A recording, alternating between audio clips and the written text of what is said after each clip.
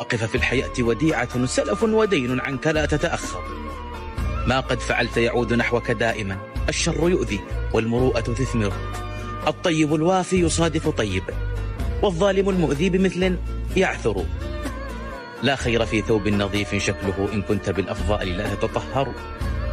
لا خير في عطر الثياب وشكلها إن كنت بالأخلاق لا تتعطر. كن في الحياة كما السحاب محببا متخففا، إن لم يضل سيمطر.